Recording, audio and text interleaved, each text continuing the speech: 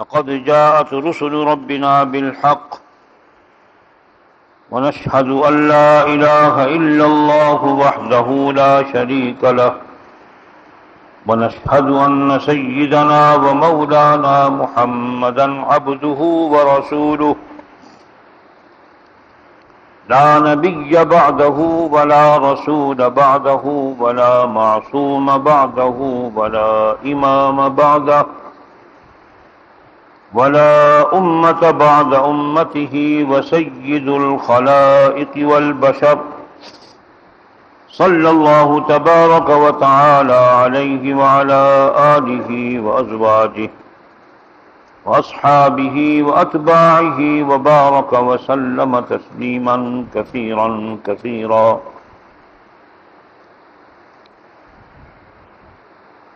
أما بعد فأعوذ بالله من الشيطان الرجيم. بسم الله الرحمن الرحيم. يا أيها الذين آمنوا لا تحرموا طيبات ما أحل الله لكم ولا تعتدوا إن الله لا يحب المعتدين. صدق الله العظيم وبلغنا رسوله النبي الكريم ونحن على ذلك من الشاهدين والشاكرين والحمد لله رب العالمين. برکت کریے عبادت کے لیے سے سب دوست ایک مرتبہ درود پاک تلاوت فرما لیں. اللهم صل على محمد وعلى آل محمد كما صليت على إبراهيم وعلى آل إبراهيم إنك حميد مجيد.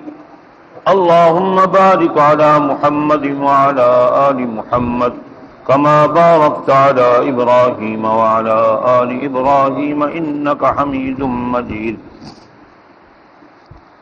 قابل احترام انتہائی معزز سامعین کرام، حاضرین مجلس، محترمہ مکرمہ بہنوں، بیٹیوں، ماؤں، ہماری یہ مجلس خالص اللہ کی رضا کے لیے ہوتی ہے. اللہ تبارک و تعالی اپنے نام، اپنی یاد میں مشغول ہونے کی توفیق عطا فرماتے ہیں. یہ اس کا بڑا ہی کرم ہے، بڑا ہی فضل ہے. جس کو اپنی یاد کی توفیق عطا فرماتے ہیں وہ سمجھ لے کہ اللہ بھی مجھے یاد کرتے ہیں. اس کی توفیق کے بغیر اس کا ذکر نصیب نہیں ہوتا. فاذکرونی اذکرکم واشکرونی ولا تکفرون. تم میرا ذکر کرو، میں تمہارا ذکر کروں گا. قرآن پاک میں آتا ہے ان الذین آمنوا وعملوا الصالحات سیجعل لهم الرحمن ودا. علماء لکھتے ہیں کہ اللہ تبارک و تعالی اپنے بندوں کے دلوں میں پہلے اپنی محبت ڈالتے ہیں. بندوں کے دلوں میں اپنی محبت ڈالتے ہیں، پھر لوگ اللہ سے محبت کرنے لگتے ہیں. اور یہ بھی اسی طرح ہے، پہلے اللہ پاک اپنے بندوں کی طرف متوجہ ہو کے ان کو یاد فرماتے ہیں، پھر بندوں کو توفیق مل جاتی ہے اللہ کو یاد کرنے کی. تو ہماری یہ مجلس بھی الحمدللہ نجات کی نیت سے، مغفرت کی نیت سے، اللہ کی رضا کی نیت سے اس کو منعقد کیا جاتا ہے. آپ حضرات مبارکباد کے مستحق ہیں کہ آپ پابندی کے ساتھ تشریف لاتے ہیں. اللہ تعالیٰ کے ہاں آپ کے لیے بہت اجر ہے. میرے پاس تو کچھ نہیں ہے. آپ کی محبت، آپ کی تشریف آوری اللہ کے ذکر، اللہ کے نام کی برکت سے ہے. آج کی اس مجلس میں رسول اللہ صلی اللہ علیہ وسلم کی ایک حدیث مبارکہ وہ پیش خدمت کرنی ہے. دین کے نظام میں مختلف چیزیں موجود ہیں. عبادات کا نظام ہے، اخلاقیات کا نظام ہے، معاملات کا نظام ہے،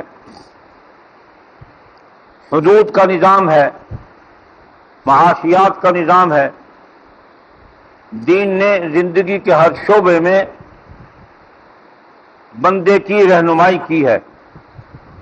حضور پرنور صلی اللہ علیہ وسلم نے 23 برس میں اللہ جل شانہ نے جو دین آپ پر نازل فرمایا، جس جس شعبے میں محنت کرنے کو فرمایا، حضور نے ان تمام شعبوں میں محنت فرما کر لوگوں پر دین کو ہر طرح سے واضح فرما دیا۔ کوئی چیز چھپا کر حضور ساتھ نہیں لے گئے۔ جو اللہ پاک نے نازل فرمائی ہو لوگوں کو بتانے کے لیے، ایسا نہیں ہو سکتا کوئی نبی اللہ کے دین میں خیانت کرے، استغفر اللہ العظیم، اور وہ جو اللہ فرماوے اس کو چھپا کر ساتھ لے جائے اور مخلوق کو بتائے بھی نہیں۔ ایسا نہیں ہو سکتا، نبی کی شان نہیں ہے۔ نبی خائن نہیں، نبی امین ہوتا ہے۔ تو آج کی اس مجلس میں جو حدیث پاک میں نے تلاوت کرنی ہے، اس کے راوی ہے سیدنا ابو ہریرہ رضی اللہ تعالی عنہ وارضاہ۔ وہ فرماتے ہیں کہ رسول اللہ صلی اللہ علیہ وسلم نے فرمایا، کون سیکھتا ہے مجھ سے یہ چند باتیں تاکہ ان پر عمل کرے، یا ایسے شخص کو سکھا دے جو ان پر عمل کرے۔ میں نے کہا یا رسول اللہ صلی اللہ علیہ وسلم، میں تیار ہوں۔ پھر آپ نے میرا ہاتھ پکڑا اور 5 باتیں گنوائیں اور فرمایا ان کو سکھا دو تاکہ کوئی سیکھ کر اس پر عمل کرے۔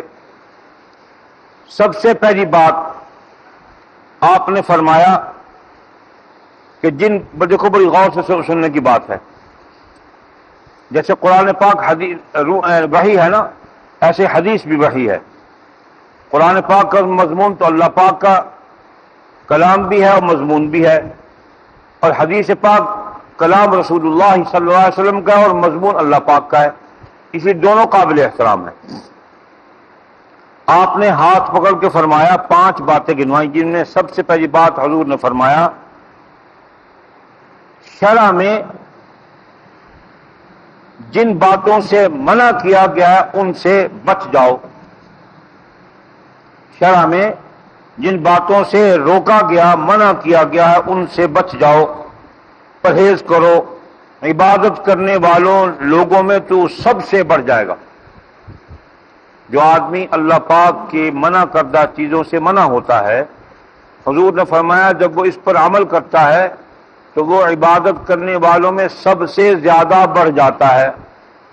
عبادت کو نقصان ہی وہ بات دیتی ہے کہ اللہ کی منع کردہ چیزوں کو اختیار کر لینا، منع کردہ چیزوں کو اختیار کرے، نہ چھوڑنا۔ نہ چھوڑنے سے ترقی ہوگی اور ان کو کرنے سے ترقی رک جائے گی۔ تو سب سے پہلی بات یہ فرمایا کہ شرع نے جن باتوں سے منع کیا ان سے بچ جاؤ۔ نہ بچنا نقصان دہ ہے، بچنا فائدہ مند ہے، تو ہی سب سے بڑا ہوگا عبادت میں۔ پھر فرمایا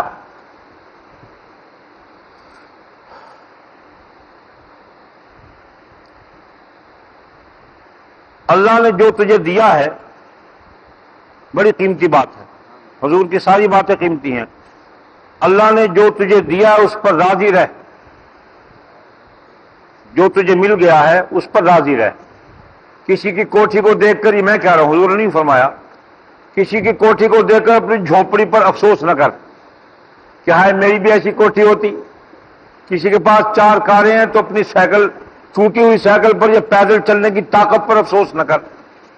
اللہ نے پیدل چلنے کی طاقت دی ہے نا، صحت عطا فرمائی ہے، کہ اس کی سواریوں سے بہتر ہے۔ اگر وہ سواری پر سوار ہوتا اور صحت سے معذور ہو گیا ہے، کھا نہیں سکتا، پی نہیں سکتا، سو نہیں سکتا، اٹھ نہیں سکتا، بیٹھ نہیں سکتا، معذور ہے، تو سواریوں کو آگ لگانی ہے؟ تھوکتے ہیں ایسی سواری پر جو معذور کر دے انسان کو۔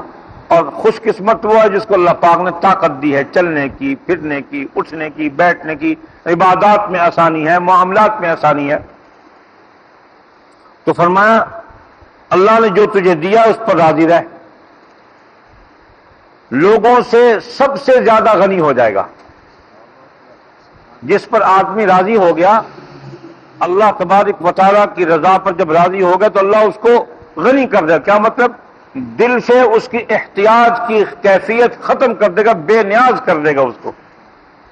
حرص اور طمع اور لالچ سے وہ آدمی پاک ہو جائے گا جو اللہ کے دیے پر راضی ہو گیا.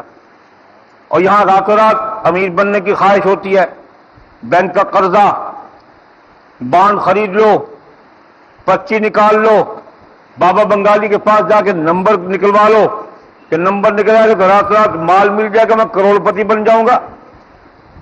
قناعت اللہ کو پسند ہے. اور ایک اور روایت میں آیا ہے، رسول کریم علیہ الصلوۃ والسلام نے ارشاد فرمایا، جو بندہ تھوڑے رزق پر راضی ہو گیا اللہ اس کی تھوڑی عبادت سے راضی ہو جائے گی. تیسری بات فرمائی، اپنے پڑوسی کے ساتھ اچھا سلوک کر، اس سے تو ایماندار ہو جائے گا. کیسی بات ہے؟ پڑوسی کے ساتھ اچھا سلوک کر، اس سے تو ایماندار ہو جائے گا. نبی کریم علیہ الصلوۃ والسلام سے ایک صحابی نے پوچھا کہ میں کیسے پہچان کروں کہ میں نے کوئی اچھا عمل کیا ہے اور نیک عمل کیا ہے یا گناہ کیا ہے؟ تو آپ علیہ الصلوۃ والسلام نے فرمایا، اگر تیرا پڑوسی تیرے اعمال کو اچھا کہتا ہے تو تو نے اچھا کیا. اگر تیرا پڑوسی تیرے اعمال کو اچھا کہتا ہے تو تو نے اچھا کیا. یعنی پڑوسی معیار ہے. ایک آدمی آیا، اس نے ایک آدمی کی تعریف کی کہ فلاں آدمی جو بہت نیک آدمی ہے. آپ نے فرمایا تیرے پاس کیا اس کی علامت ہے نیکی کی؟ تو نے مسجد میں اس کو دیکھا ہوگا لمبے لمبے نفل پڑھتا ہوا، لمبی لمبی دعائیں کرتا ہوا، لمبے لمبے رکوع، لمبے لمبے سجدے. اس سے تو نے سوچ لیا ہوگا یہ نیک آدمی ہے. میں کہا جی ہاں. فرمایا تو نے کبھی اس کے ساتھ سفر کیا ہے کہ نہیں؟ کبھی تو نے معاملہ کیا ہے، لین دین، پیسے دے دیون گنن، رشتہ ناتا، کھاون پیون، ادھار نقد جی میں دیون گنن ہوں دے، کوئی معاملہ کبھی تو نے کوئی معاملہ اس سے کیا ہے کہ نہیں؟ تو اس کے پڑوس میں رہا ہے؟ نہیں. پھر کیسے کہتا ہے وہ نیک آدمی ہے؟ تین باتیں بتائیں. پڑوس میں رہا ہو تجربہ ہو جاتا ہے، سفر میں جائے تجربہ ہو جاتا ہے، آدمی کھل جاتا ہے، معاملہ کر لو سمجھ میں آ جاتی کہ آدمی ایماندار ہے کہ بے ایمان ہے. تو اخلاقیات کے باب میں دین نے ہماری رہنمائی کی ہے. یہ سب اخلاقیات کی باتیں ہیں. اللہ نے جن چیزوں سے حرام کر دیا ان سے بچ جاؤ، اور جو دیا ہے اس پر راضی ہو جاؤ، غنی ہو جاؤ گے. اپنے پڑوسی کے ساتھ اچھا سلوک کرو تو ایماندار ہو جاؤ گے. لوگوں کے لیے وہی پسند کرو جو اپنے لیے پسند کرتے ہو تو اسلام میں داخل ہو جائے گا. جو آدمی اپنے لیے پسند کچھ اور کرتا ہے، لوگوں کے لیے پسند کچھ اور کرتا ہے، اس کا اسلام سے تعلق نہیں ہے، وہ تو خود غرض ہے. اور خود غرض آدمی کسی کا بھلا نہیں سوچتا، وہ ہمیشہ اپنے ہی دائرے کے اندر اپنی ذات کے بارے میں سوچتا ہے. تو یہاں دین نے ترغیب دی ہے کہ جو اپنے لیے پسند کرتے ہو وہی دوسرے کے لیے پسند کرو. تو کوئی آدمی اپنا جہنم میں جانا پسند کرے گا کہ میں جہنم میں چلا جاؤں؟ کوئی آدمی حرام موت مرنے کو پسند کرے گا؟ کوئی آدمی اس بات کو پسند کرے گا جو مسلمان ہے کہ اللہ اس سے ناراض ہو جائیں؟ کوئی آدمی اس بات کو پسند کرے گا کہ اس کو یہ کہ حضور علیہ الصلوۃ والسلام کی شفاعت نصیب نہ ہو؟ ہر مسلمان ان چیزوں کو پسند کرے گا کہ حضور کی شفاعت نصیب ہو، اللہ کی رضا نصیب ہو، ایمان پر خاتمہ نصیب ہو، اور اللہ تبارک و تعالی رسوائی اور ذلت سے بچا لے. تو یہ چیزیں اگر اپنے لیے چاہتا ہے تو اپنے مسلمان بھائی کے لیے بھی یہی چیزیں چاہے تو پھر اسلام میں داخل ہو جائے گا. آخری بات فرمایا، اور زیادہ ہنسا نہ کرو کیونکہ زیادہ ہنسنے سے دل مر جاتا ہے. اس کا مطلب یہ نہیں کہ ہر وقت روتے رہو، ٹکرے مارتے رہو، چھپ کے اندر بیٹھ جاؤ. حضور بھی دل لگی فرماتے تھے. اس ہنسنے سے مراد یہ ہے کہ جیسے ہم مذاق کی محفلیں منعقد کرتے ہیں اور اس میں بیٹھ کے جھوٹے لطیفے سنا کے اور ایک دوسرے کو ہلا دیتے ہیں. معین اختر کی کیسٹیں سنتے ہیں بیٹھ کر جناب، پھر وہ ڈرامے سناتا ہے کہ پناہ بخدا. یہ جھوٹا ہنسنا ہے. اور حضور بھی ہنساتے تھے. بہت سے صحابہ کے ساتھ آپ کے ہنسی کے واقعات، صحابہ فرماتے کہ فلاں آدمی نے ایک بات کہی اور آپ علیہ الصلوۃ والسلام کو اتنی ہنسی آئی کہ آپ نے منہ پہ کپڑا رکھ لیا. ہنسنا منع نہیں، جھوٹ موٹ میں ہنسی میں وقت گزارنا، کسی کی تضحیک میں ہنسنا، کسی کی اہانت پر ہنسنا، کسی کو ٹچکر کرنا اس پر ہنسنا، کسی کے برا نام رکھ کے اس کا تمسخر اڑا کر ہنسنا، یہ چیزیں جو ہے انسان کی اہانت کی چیزیں ہیں. اس سے انسان کا دل مردہ ہو جاتا ہے. ان چیزوں سے پرہیز کرنے کے لیے نبی پاک علیہ الصلوۃ والسلام نے ارشاد فرمایا کہ بچو. اب یہ 5 چیزیں میں نے گنوائی، ان کو دوبارہ گن لو، اور میں بھی کوشش کروں، آپ بھی کوشش کریں کہ ہماری زندگی میں یہ باتیں آ جائیں. آپ نے فرمایا جن باتوں سے شرع میں منع کیا گیا ان سے پرہیز کرو. نقطے کی بات ہے، آخری بات ہے کہ آپ علیہ الصلوۃ والسلام نے جن چیزوں کو اللہ کے حکم سے حرام کر دیا ان کو حرام سمجھو، جن کو حلال کر دیا ان کو حلال سمجھو. یا ایھا الذین آمنوا لا تحرموا طیبات ما احل اللہ لکم، جن چیزوں کو اللہ پاک نے تمہارے لیے حرام کر دیا ان کو حلال مت کرو، اور جن چیزوں کو پاکیزہ تمہارے لیے حلال کر دیا ان کو حرام مت کرو.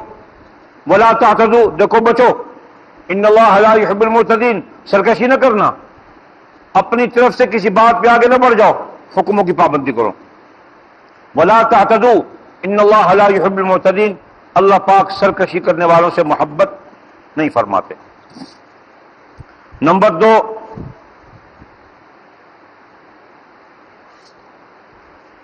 فرمایا اللہ نے جو تجھے دیا اس پر راضی رہ. لوگوں میں سب سے زیادہ غنی ہو جائے گا. گھر میں اچار ہے نا تو روسٹ موسٹ کی خواہش نہ کرو، اس اچار پر راضی رہ جاؤ. اچار بھی نہیں، چٹنی ہے نا، اس سے روٹی کھا رہے ہو، اس پر اللہ کا شکر ادا کرو. اللہ دل سے غنی بنا دے گا، غنی بنا دے گا، دل کا بادشاہ کر دے گا. الحمدللہ کہہ دو اس پر، اور اللہ پھر زیادہ بھی دیتے ہیں. ہو کے نہ مار میں چٹنی نال پہ کھانا تے کوئی روسٹ موسٹ پہ کھان دے حسن پر ہمارے روسٹ موسٹ آلے تو چٹنی ہوئے تے خدا بند قدوس شکر ادا کر. الحمدللہ 2 جوڑے کپڑے کیا تو اس پر خدا کا شکر ادا کرو، 10 کی خواہش نہ کرو. تن تو ڈھانپا ہوا ہے نا، ننگے تو نہیں پھر رہے. اور رسول اللہ صلی اللہ علیہ وسلم نے ایک اور بات فرمائی، فرمایا اپنے سے پیچھے والے کو دیکھو، آگے والے کو مت دیکھو. اس بات کو سمجھنے کے لیے اس بات کو سامنے رکھو. اپنے سے پیچھے والے کو دیکھو، اس کو دیکھو جس کے پاس جوتی نہیں ہے. تمہیں ملی تو ہوئی ہے نا، پرانی ہے، پھٹی ہوئی ہے تو صحیح نا. اور جس کے پاس کپڑے ہیں ہی نہیں اس کو دیکھو، تمہارے پاس تو 2 جوڑے ہیں نا، اس پر خدا کا شکر ادا کرو. اور جو فٹ پاتھ پہ بیٹھا ہے، جھونپڑی نہیں اس کے پاس، تمہارے پاس مکان کچا پکا کچھ تو ہے نا، سر چھپا کے عزت چھپا کے بیٹھے ہو، اس پر راضی ہو جاؤ.